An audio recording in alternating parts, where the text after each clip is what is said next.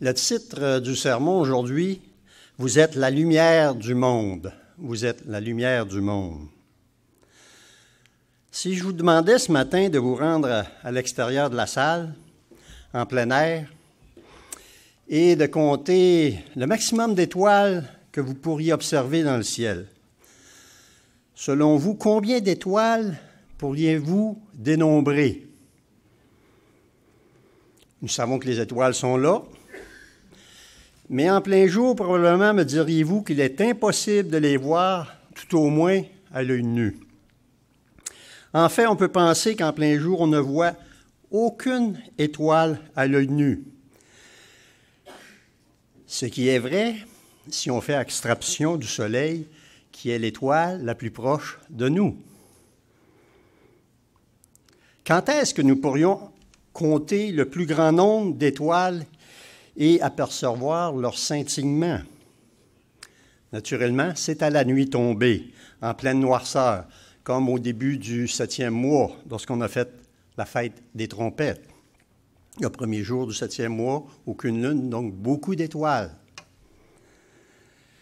À ce moment-là, lorsque le ciel est dégagé et qu'il n'a pas de lune en réalité, c'est là que nous pourrions dénombrer un nombre impressionnant d'étoiles, sans contredit, au-delà de ce que nous pourrions compter. Vous savez, la lumière brille davantage au sein des ténèbres. Et on va voir ça dans 2 Corinthiens, chapitre 4. Nous allons nous reporter dans le livre des Corinthiens, 2 Corinthiens, chapitre 4.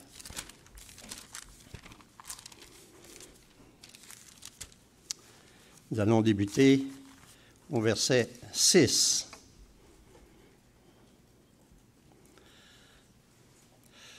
Car Dieu a dit, « La lumière brillera du sein des ténèbres. » A fait briller la lumière dans nos cœurs pour faire resplendir la connaissance de la gloire de Dieu sur la face de Christ. Verset 7. Nous portons ce trésor dans des vases de terre, afin que cette grande puissance soit attribuée à Dieu et non pas à nous. Comprenez bien, le même Dieu, le même Jésus-Christ, qui a dit un jour que la lumière brille du sein des ténèbres, a lui-même brillé dans notre cœur pour y faire resplendir la connaissance de la gloire de Dieu le Père, qui rayonne maintenant du visage de Jésus-Christ. Le Christ qui vit sa vie en nous fait resplendir la connaissance du vrai Dieu. D'ailleurs, dans les évangiles, à combien de reprises le Christ est venu parler de son Père.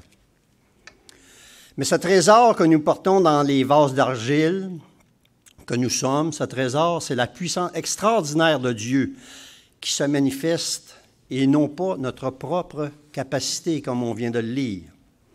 Comme le disait l'apôtre Paul, « Je puis tout par Jésus-Christ, qui vit sa vie en moi. » Vous savez, c'est le fameux verset préféré de M. Meredith. Il nous l'a répété. Et je pense qu'avec le temps, on commence de plus en plus à comprendre ce verset et à le vivre. C'est surtout ça, le vivre. Comme M. Meredith le vivait, ce verset-là. Il le comprenait avec une profondeur que nous avons à nous-mêmes approfondir. D'un autre côté, nous vivons actuellement dans un monde qui se dirige de plus en plus vers les ténèbres. Et c'est à ce moment-là que notre lumière doit briller devant les hommes pour que notre Père au ciel soit glorifié. Rendons-nous ensemble à Matthieu au chapitre 5. Matthieu au chapitre 5.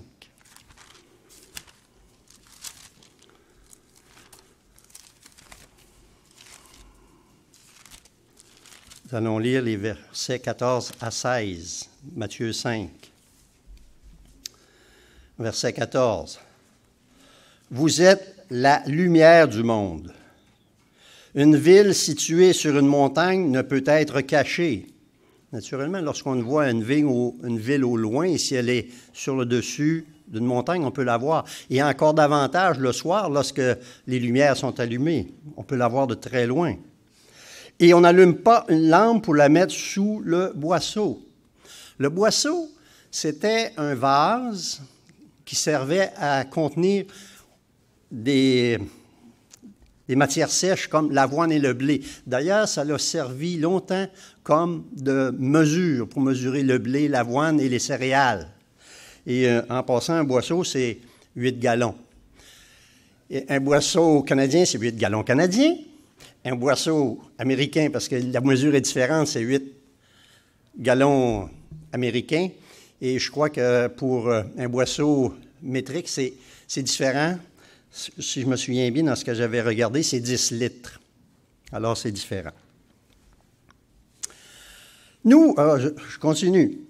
Mais on ne met pas le chandelier et elle éclaire tous ceux, on le met sur le chandelier et elle éclaire tous ceux qui sont dans la maison. C'est intéressant aussi de voir que nous sommes, nous, dans la maison de Dieu et que Dieu nous donne le Saint-Esprit pour nous éclairer. Verset 16, « Que votre lumière luise ainsi devant les hommes, afin qu'ils voient vos bonnes œuvres et qu'ils glorifient votre Père qui est dans les cieux. » C'est drôle, ça me résonne un peu comme la sermonnette qu'on vient d'entendre. Nous qui sommes parvenus au temps de la fin, qu'est-ce que c'est être la lumière des hommes? Pourquoi cela revêt une importance plus que jamais? Alors, comme on vient de le voir, on n'allume pas une lumière pour la cacher, mais pour qu'elle soit vue et qu'elle éclaire. Être une lumière, c'est être un exemple. Un exemple pour notre conjoint, nos enfants, nos amis, nos voisins et même les étrangers que nous côtoyons au hasard de la vie. Et hier, en regardant le DVD du film Derrière l'œuvre, on a vu des exemples vivants. Ils vont être des exemples aussi pour leur entourage lorsqu'ils reviennent des camps. Ils ont été même un exemple vraiment émouvant pour nous. Hier, je regardais le DVD et je voyais la candeur de ces enfants-là. Je me souviens encore, puis ça m'a frappé ce témoignage-là. Il y en a beaucoup que c'était vraiment poignant. Mais lorsqu'on demandait à une jeune fille qu'est-ce qu'elle aimerait, elle dit « J'aimerais rencontrer Jésus-Christ », puis lui demander candidement « Comment ça va? » Wow! J'aurais jamais pensé. Mais, voyez-vous, les enfants, c'est ça. Et Dieu nous demande aussi d'être comme des petits-enfants, d'être des exemples, comme ces jeunes au camp. Vous avez eu un excellent témoignage. Je suis persuadé qu'on va avoir la chance de réentendre ce DVD et ça vient nous chercher. Et vous savez, nous ne percevons pas toujours l'impact de notre exemple, mais il est là. Et il peut être positif, mais parfois, malheureusement, négatif. Vous savez, vous êtes ici à la fête de Dieu et notre comportement doit refléter la famille de Dieu. N'oubliez jamais que vous êtes membre de l'Église de Dieu et membre de la famille de Dieu. 24-7-52. 24-7-52. Retenez ces chiffres-là. 24 heures par jour, 7 jours par semaine et 52 semaines par année. Qu'on aime ou qu'on n'aime pas, cela fait partie de notre responsabilité à partir du moment où Dieu nous a appelés et qu'on a répondu à son appel. Ça fait partie de notre responsabilité. Et vous savez, Dieu nous donne actuellement une opportunité que très peu de gens ont dans ce monde. Très peu. Je crois qu'on est environ une dizaine de mille, comme M. Brochet avait dit, je crois, sur la face de la planète, où il y a plus de 7 milliards d'habitants. Alors, chérissez cette opportunité. Comprenez l'ampleur de cette opportunité, parce que ce n'est pas donné à tous actuellement. Chacun va avoir son moment pour connaître la vérité. Mais on sait que la première résurrection a quelque chose de meilleur. Maintenant, regardons 2 Corinthiens 5 et le verset 20. Nous allons nous tourner vers 2 Corinthiens 5 et le verset 20.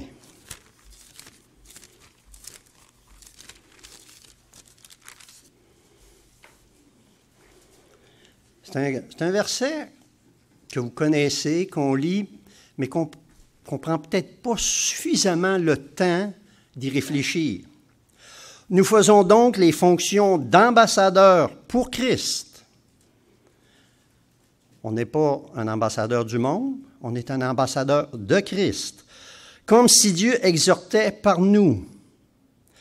Nous vous en supplions au nom de Christ, soyez réconciliés avec Dieu. Et nous avons été réconciliés avec Dieu au moment où nous avons été baptisés, que nos péchés ont été pardonnés. Alors nous sommes tous des ambassadeurs de Christ. La lumière qui brille justement au sein des ténèbres. Maintenant, comprenez-vous ce qu'est un ambassadeur? En tant qu'ambassadeur, vous vivez dans une contrée étrangère et vous représentez votre propre contrée ou votre pays. Vous devez être l'exemple de votre pays, de votre façon de vivre et de la façon que les gens de votre pays, normalement, se comportent. Prenons l'exemple physique, si on veut, que le premier ministre vous nomme comme ambassadeur du Canada en Chine. Remarquez, j'aurais pu choisir un pays moins connu, comme la Macédoine, un pays où Paul a œuvré. Mais j'ai choisi la Chine.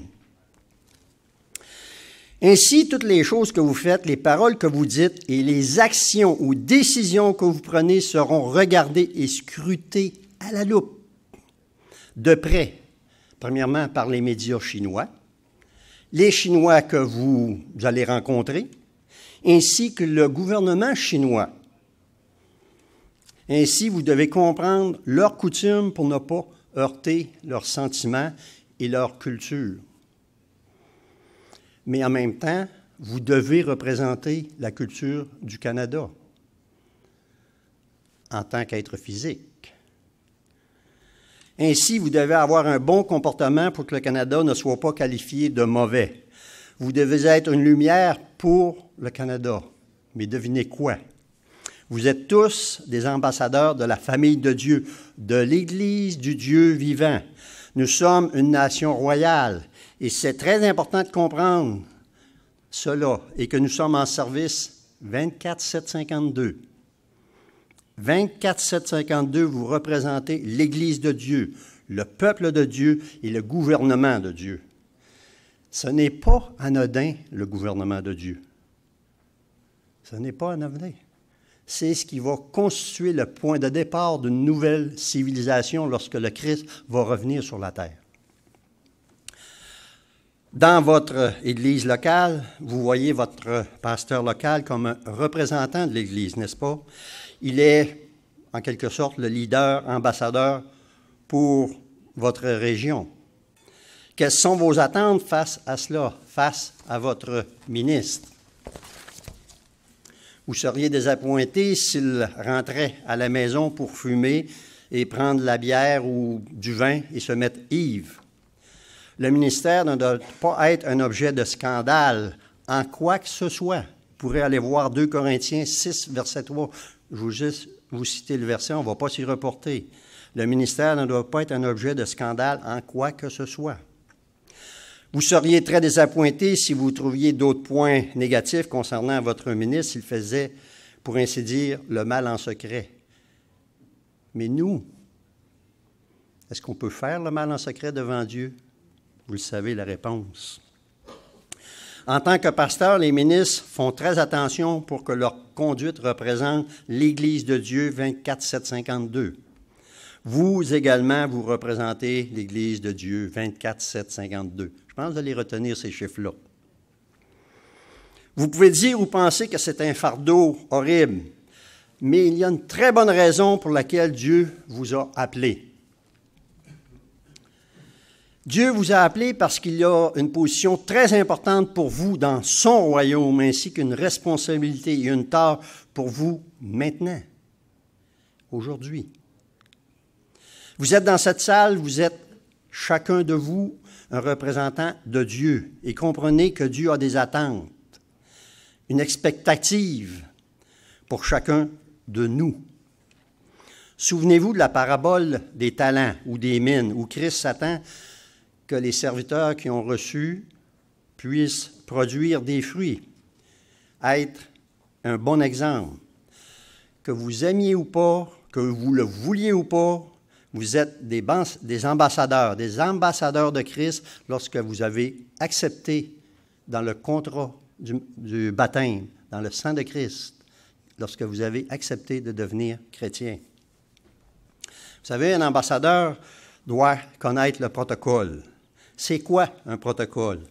Je vais vous donner la définition ici selon Wikipédia, donc vous pourrez facilement la retrouver. On nomme protocole les conventions qui facilitent une communication sans faire directement partie du sujet de la communication elle-même. En diplomatie, le protocole désigne l'ensemble des règles relatives aux usages recommandés, la bienséance, la civilité et les relations internationales. Le protocole diplomatique établit aussi des règles qui définissent le processus des visites d'État, mais aussi des codes vestimentaires. Est-ce que ça vous rappelle quelque chose aussi pour l'Église qui s'attend ou qui émet ou des directives non pas précises de do and don't ou de ce qu'on doit faire ou ce qu'on ne doit pas faire? Mais on connaît qu'il doit y avoir des codes vestimentaires. Il continue dans la description jusqu'à la disposition des sièges lors des rencontres et discussions. On le voit lorsqu'ils font des photos officielles. Bon, il y en a un qui se déplace puis s'en va là parce que là, il faut qu'il soit à côté de celui-là, puis c'est compliqué un peu, mais c'est ça. En diplomatie, les processus intergouvernementaux sont soumis à des règles différentes qui servent à éviter les conflits et à créer une atmosphère propice aux négociations politiques. Écoutez bien la dernière partie que je vous cite, plus d'un incident diplomatique a été la raison d'une confrontation militaire. Fin de citation. Donc, des fois, des mauvaises relations diplomatiques peuvent mener à la guerre. Ça nous fait penser, des fois, lorsqu'on a des mauvaises relations dans l'Église entre nous, ça ne dégénère pas littéralement en guerre physique, mais ça peut dégénérer en des mini-guerres, si on veut. Le protocole ou l'étiquette n'est pas une fin en soi. C'est un moyen par lequel les gens de toute culture peuvent échanger les uns avec les autres. Le protocole leur permet de se concentrer sur leur contribution à la société, et que ce soit dans le domaine professionnel et même personnel. Le protocole est le cadre pour l'image plutôt que le contenu du protocole. Le protocole est le comportement approprié à adopter. Vous savez, nous vivons dans le 21e siècle maintenant, dans une atmosphère qu'on dit relax. Et dans notre société relaxe, ou devrais-je dire complaisante, les règles de bienséance de notre société, qui étaient une routine d'une génération passée, sont aujourd'hui largement ignorées.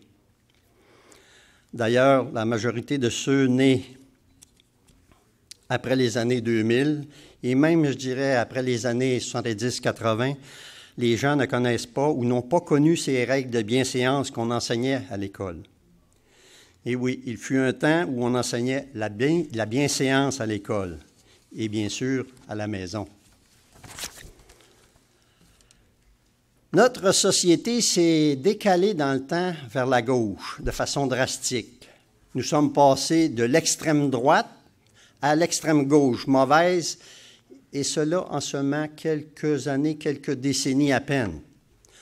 Vous ne réalisez peut-être pas cela, surtout peut-être pour les plus jeunes.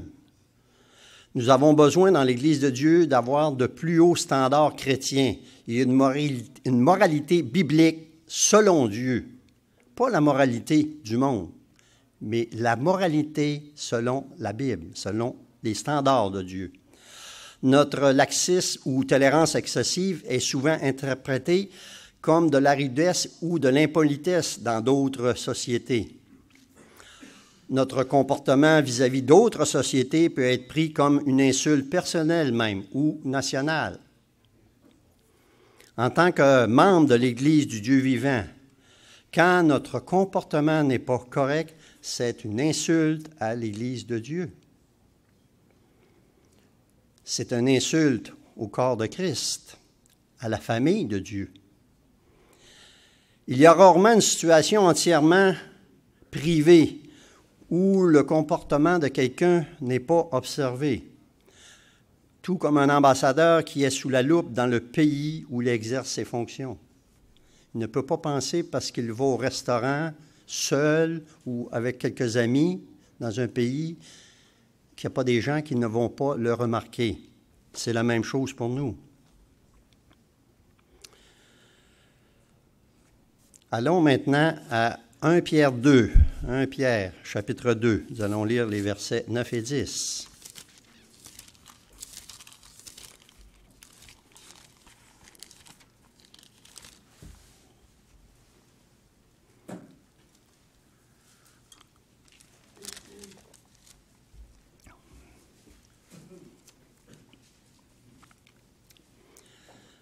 Vous, au contraire, ici Pierre s'adressait aux chrétiens et ça s'applique à nous. Vous, au contraire, vous êtes une race élue. On va voir en détail un petit peu qu'est-ce que c'est tout ce que Pierre ici énumère.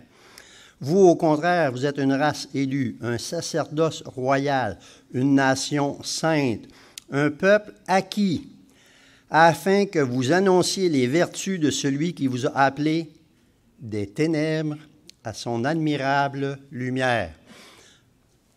De ténèbres que nous étions souvent dans le passé avant que Dieu nous appelle, nous devons devenir des exemples, des lumières.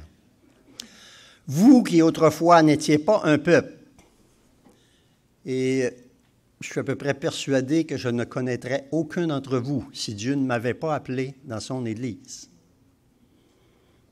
Il n'y a pas personne de ma famille directe, si on veut, ici, donc nous sommes un peuple que Dieu a formé et qui maintenant est le peuple de Dieu. On n'est pas n'importe quel peuple, nous sommes le peuple de Dieu. Vous qui n'aviez pas obtenu miséricorde et qui maintenant avez obtenu miséricorde. On vient de lire au verset 9 que nous étions une race élue, une génération choisie pour un but spécial. Un sacerdoce royal, des enseignants dans la famille divine, de la famille divine.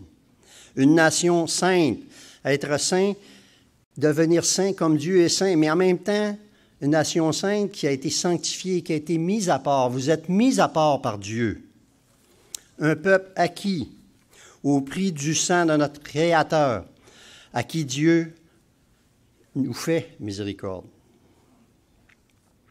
Allons-nous prendre cette responsabilité au sérieux? Allons-nous prendre cette responsabilité de race élue, sacerdoce royal, nation sainte, acquis au sérieux? Allons-nous prendre la décision, par exemple, de rester dans l'Église du Dieu vivant, qui est la colonne et l'appui de la vérité, comme c'est mentionné dans 1 Timothée 3,15. L'Église du Dieu vivant est la colonne et l'appui de la vérité. Et de rester parce que Dieu nous conduit dans la vérité et qu'il n'y a pas d'autre vérité que la parole de Dieu et que la vérité de Dieu nous affranchit de l'esclavage, de la très lourde servitude du péché. Vous savez, la poigne de Dieu est solide. Elle est forte. Mais il y a des gens qui quittent l'Église de Dieu. Et quand les gens quittent l'Église, c'est parce qu'ils se retirent. Dieu pourrait nous retenir, mais il ne le fait jamais contre notre volonté.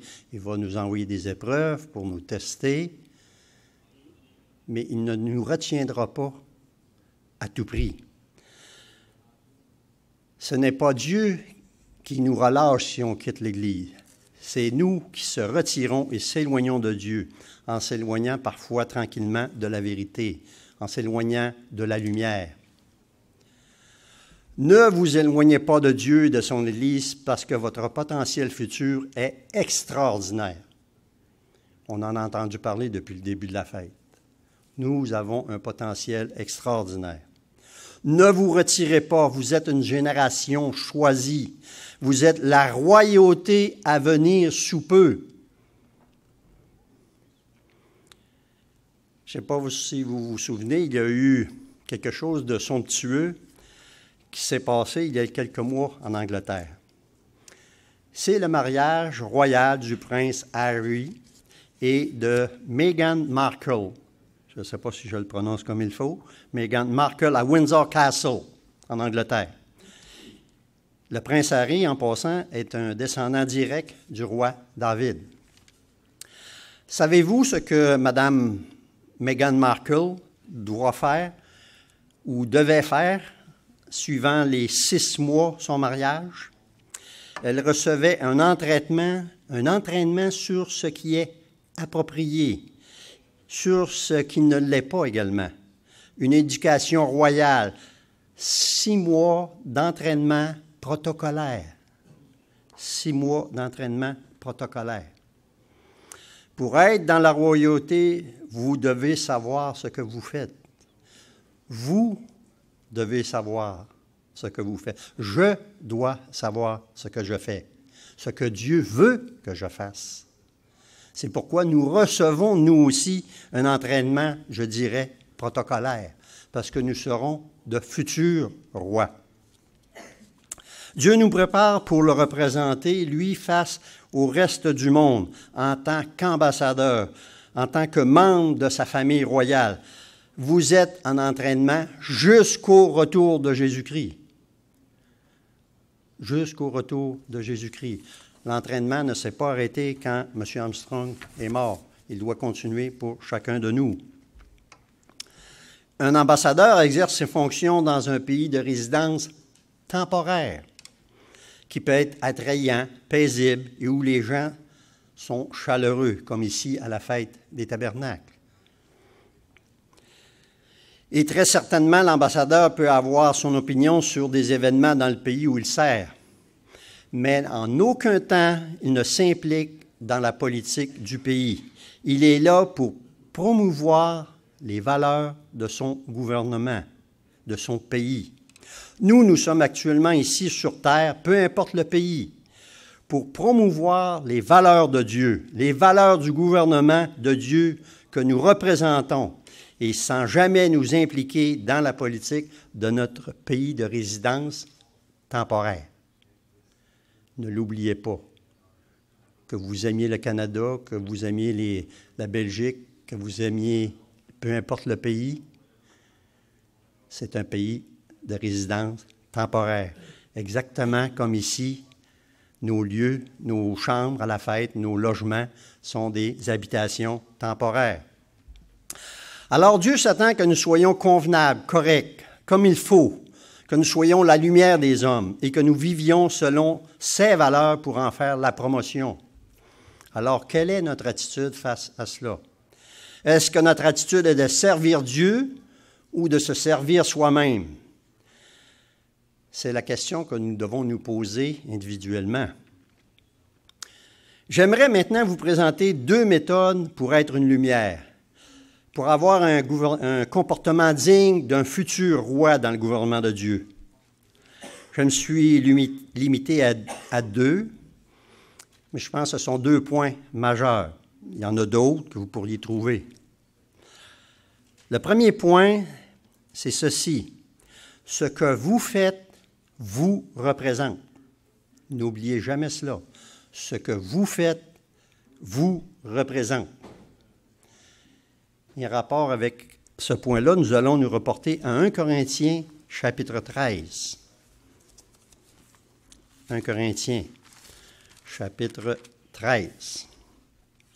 Et nous allons commencer la lecture au verset 4. 1 Corinthiens 13 et au verset 4. Ici, l'apôtre Paul, en écrivant aux Corinthiens, leur donnait des conseils, dans le fond, leur donnait la façon de se comporter. Il dit, « L'amour est patient, il est plein de bonté. » On a entendu un sermon au début de la fête sur la bonté de Dieu.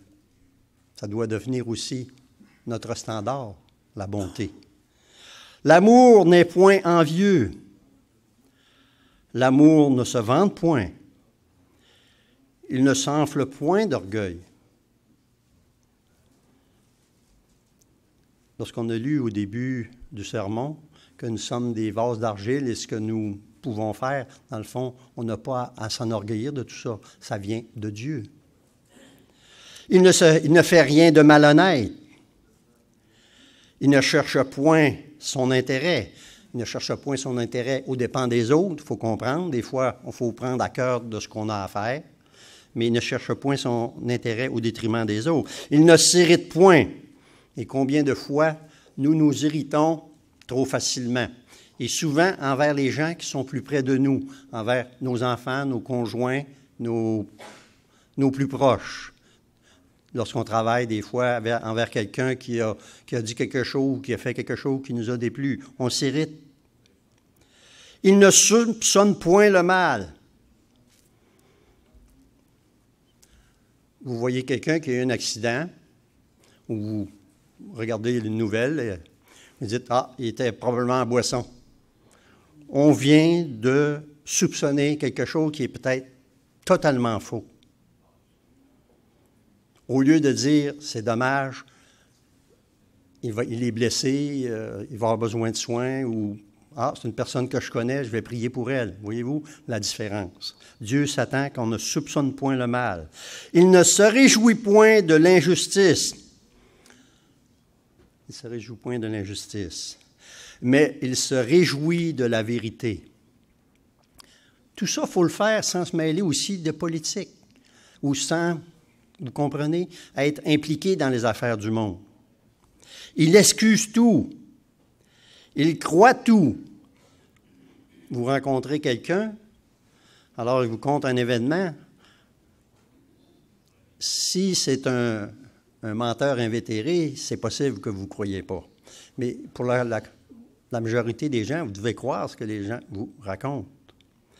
Ils espèrent tout, ils supportent tout. L'amour ne périt jamais.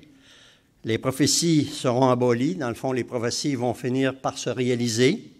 C'est dans ce sens-là qu'elles seront abolies. Les langues cesseront. On n'aura qu'une seule langue un jour. La connaissance sera abolie. Car nous connaissons en partie, nous prophétisons en partie. Mais quand ce qui est parfait sera venu, ce qui est partiel sera aboli. Lorsque j'étais enfant, je parlais comme un enfant. Je pensais comme un enfant. Je raisonnais comme un enfant. Lorsque je suis devenu un homme, j'ai mis de côté ce qui était de l'enfant. Seule chose qu'il ne faut pas mettre de côté de l'enfant, c'est son cœur. Avoir son cœur d'enfant. Aujourd'hui, nous voyons au moyen d'un miroir. On voit à travers une vitre obscure un peu. D'une manière obscure, justement. Mais alors, nous verrons face à face. Nous verrons face à face le Christ. On pourrait lui demander, nous aussi, comment ça va.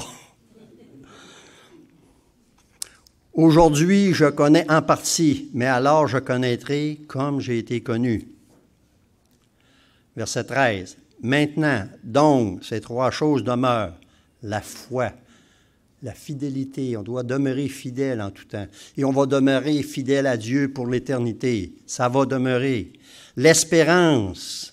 On va toujours avoir un Père, puis on va pouvoir toujours compter sur lui.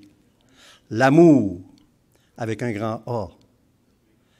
Mais la plus grande de ces choses, c'est l'amour. Si ce n'était de l'amour, nous ne serions pas ici aujourd'hui. Si ce n'était de l'amour de Dieu, vous et moi ne serions pas ici, dans cette salle. sommes-nous à même d'exprimer ce genre d'amour en toutes circonstances, tous ces versets qu'on vient de lire ensemble? En y repensant des fois au cours de la journée, au cours de votre vie, pensez à ces versets. Cette description que nous venons de lire est aussi à l'image du sermon sur la montagne et de la loi de Dieu qui dit d'aimer son prochain comme soi-même. C'est une autre façon de le partager, de l'écrire, mais ça se résume à aimer aussi son prochain comme soi-même. Comprenez-vous quand je dis ce que vous faites vous représente? Et non seulement ce que vous faites vous représente, mais ce que vous faites, et je m'inclus dans le vous, cela représente également 24/7/52, l'Église de Dieu, les membres de la famille de Dieu, la voix de Dieu, le gouvernement de Dieu et Dieu lui-même. Vous êtes son ambassadeur dans votre ville de résidence temporaire. Moi, je demeure à Chicoutimi. C'est un lieu temporaire. Mais je dois être un exemple, je dois être un ambassadeur de Christ dans cette ville-là. Lisons dans l'Évangile de Matthieu la fin du sermon sur la montagne. Allons à Matthieu, chapitre 7.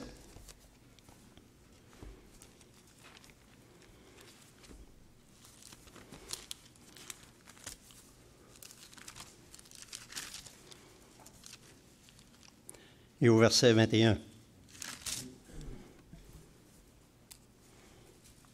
Matthieu 7, 21. Ceux qui me disent « Seigneur, Seigneur » n'entreront pas tous dans le royaume des cieux, mais seulement celui qui fait la volonté de mon Père qui est dans les cieux. Si vous dites « Seigneur, Seigneur » et que vous faites sa volonté, vous allez entrer dans son royaume. Mais si vous ne faites que dire « Seigneur, Seigneur », mais que vous ne faites pas sa volonté, c'est très clair, vous ne serez pas dans le royaume de Dieu. Verset 24. C'est pourquoi quiconque entend ces paroles que je dis et les met en pratique, ça ne peut pas être plus clair. Quiconque entend ces paroles que je dis et les met en pratique sera semblable à un homme prudent qui a bâti sa maison sur le roc. La pluie est tombée, les torrents sont venus, les vents ont soufflé et se sont jetés contre cette maison, et elle n'est point tombée parce qu'elle est fondée sur le roc. Elle est fondée sur le roc, vous êtes fondé sur le roc quand vous suivez les enseignements de Christ. Pas juste les entendre, mais quand vous les pratiquez, vous les mettez en pratique, vous êtes fondé sur le roc. Verset 26, « Mais quiconque entend ces paroles que je dis et ne les met pas en pratique sera semblable à un homme insensé qui a bâti sa maison sur le sable. La pluie est tombée, les torrents sont venus, les vents ont soufflé et ont battu cette maison. Elle est tombée et sa ruine a été grande. » Lorsque les épreuves vont venir, si nous n'avons pas pratiqué aujourd'hui les paroles de Christ, nous allons tomber. Et la ruine sera grande. N'oubliez jamais que c'est par l'autorité du Père que le Christ est venu nous enseigner la voie de l'amour qui consiste à garder ses commandements, comme Christ lui-même l'a fait, nous donnant à tous un exemple à suivre. Ce que le Christ faisait représentait son Père et notre Père. Christ fut le plus fidèle ambassadeur du royaume de Dieu. Il était la lumière des hommes, et en cela, nous devons l'imiter. Ce que nous faisons représente ce que nous sommes, soit en bien ou soit en mal selon nos agissements. Je voudrais maintenant passer à mon deuxième point, qui est ceci, très simple.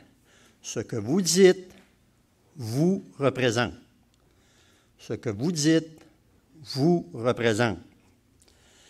Et allons maintenant à Proverbes, chapitre 10.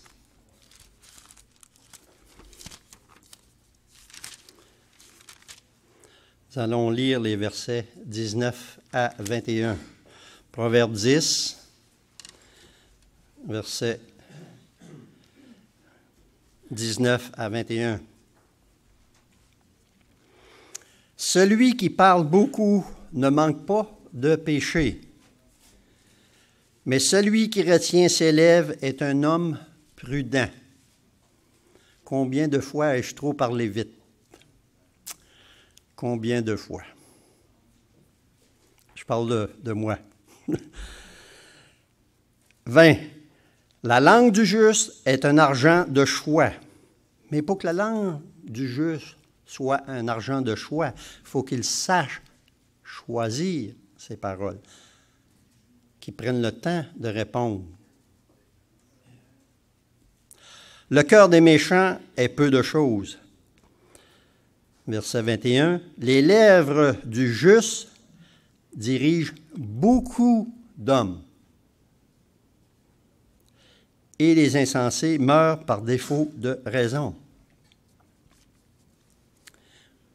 Avez-vous remarqué qu'on vient de lire que les lèvres du juste sont appelées à diriger beaucoup d'hommes? Réalisez-vous cette promesse de Dieu, si nous apprenons à maîtriser notre langue, nous serons appelés à diriger beaucoup d'hommes dans le monde à venir. Ce monde futur, représenté par cette fête des tabernacles, que nous observons aujourd'hui et pour toujours. Nous allons observer cette fête des tabernacles pour toujours. Vous savez, comme l'a écrit l'apôtre Jacques, la langue est un petit membre qui se vante de grandes choses et elle peut embraser des conflits incroyables. C'est comme je vous le disais quand je lisais au début, plus d'un incident diplomatique a été l'étincelle d'une confrontation militaire. Parfois, il serait judicieux que l'on se mette du duct tape sur la bouche. Du duct tape, là, c'est le fameux tape, le gros tape gris très collant, là, 50 mm ou 2 pouces de large. On aurait parfois avantage, tout au moins figurativement, à l'utiliser. Allons à Jacques, chapitre 3. Jacques, chapitre 3. Nous allons lire les versets 10 et 11.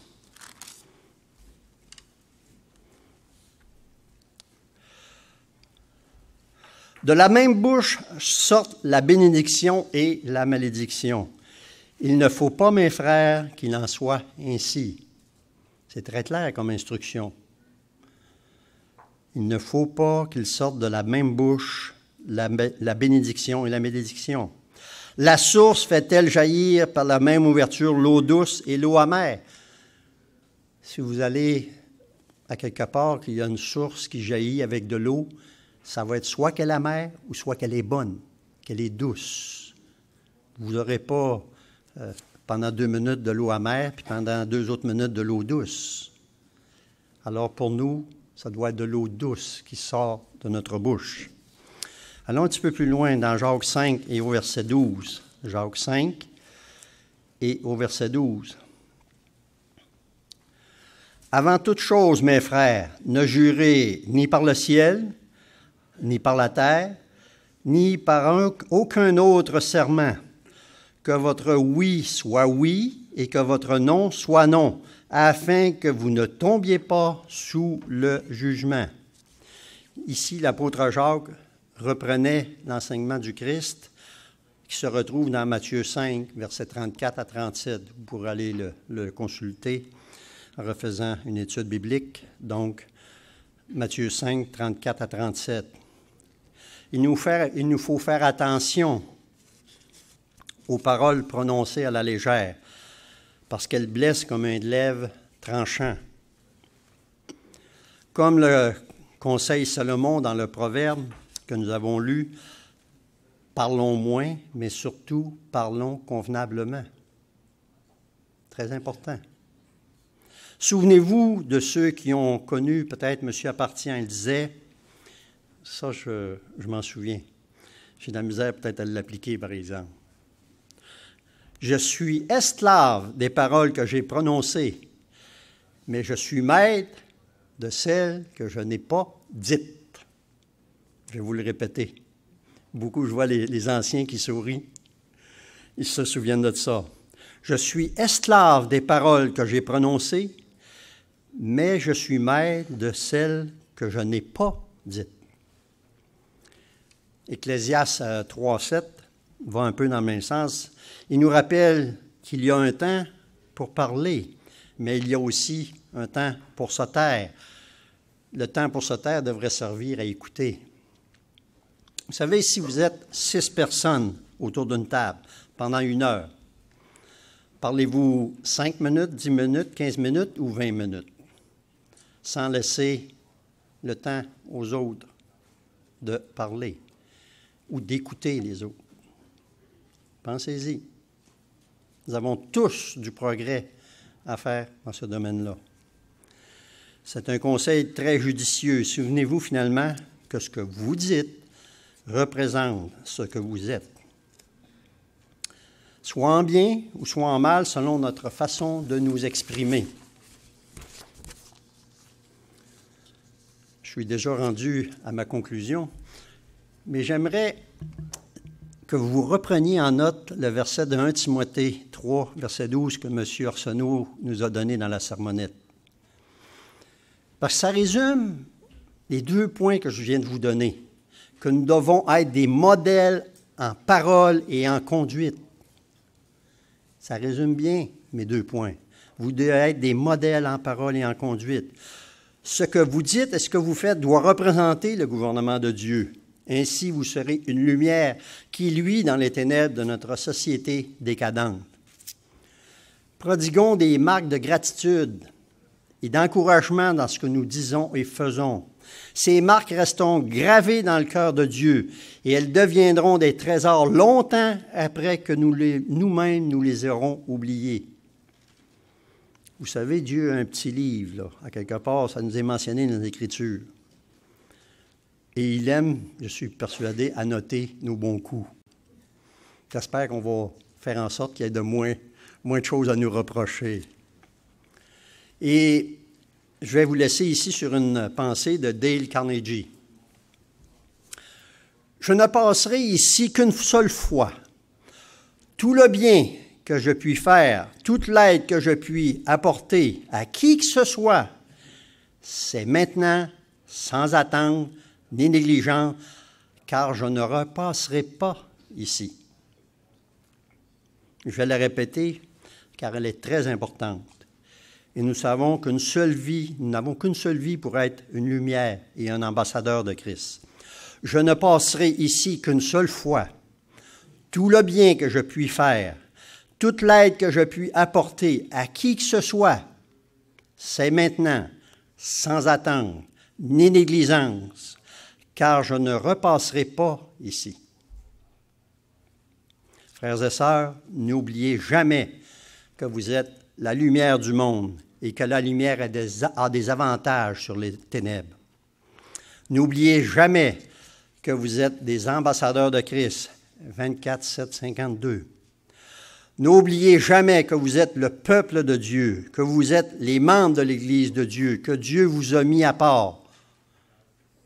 N'oubliez jamais que vous serez des dieux, 24, 7, 52, et ce, pour l'éternité.